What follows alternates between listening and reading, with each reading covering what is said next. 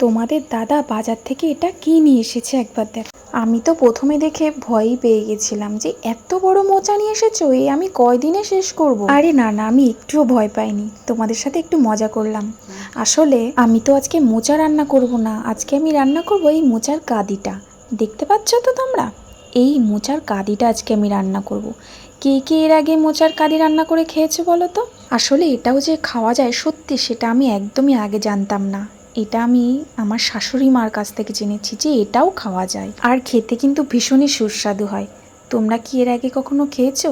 এই দেখো, এই কাঁদিটা আমি কেটে নিয়েছি পুরোটা, এটাই আজকে রান্না করব। এটার অর্ধেকটা আমি কেটে রান্না করব আজকে, তাই অর্ধেকটা কেটে নিব। এটার ভেতরটা কিন্তু ভীষণই নরম হয়। এটা যখন কাটবে তখন কিন্তু এর গায়ের যে সবুজ অংশটা অবশ্যই কিন্তু কেটে ছাড়িয়ে নেবে, না হলে কিন্তু কষ লাগবে।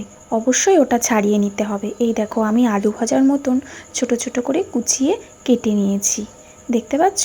এইভাবেই কিন্তু কেটে নিতে হবে। তারপর কিন্তু আমি লবণ নিয়ে এটাকে ভালো মতো করে চটকে রেখে দিতে হবে।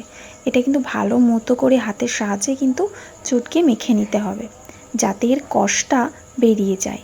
এইভাবে আমি মেখে রেখে দেবো বেশ কিছুক্ষণ। তারপর কড়াইতে তেল গরম করে তাতে কয়েকটা শুকনো লঙ্কা কেটে আমি এই ফোড়নে দিয়ে দেব। তারপর দিয়ে দেব গোটা সর্ষে, তারপর দিয়ে দেব কেটে রাখা মোচার কাঁদি। তাহলে এবার থেকে যখন এরকম মোচা কিনে আনবে অবশ্যই কিন্তু এই কাঁদিটা ফেলে দিও না, এইভাবে একবার রান্না করে খেয়ে দেখো। এরপরে হলুদ দিয়ে দেব, হলুদ দিয়ে বেশ ভাজা ভাজা করে নিতে হবে।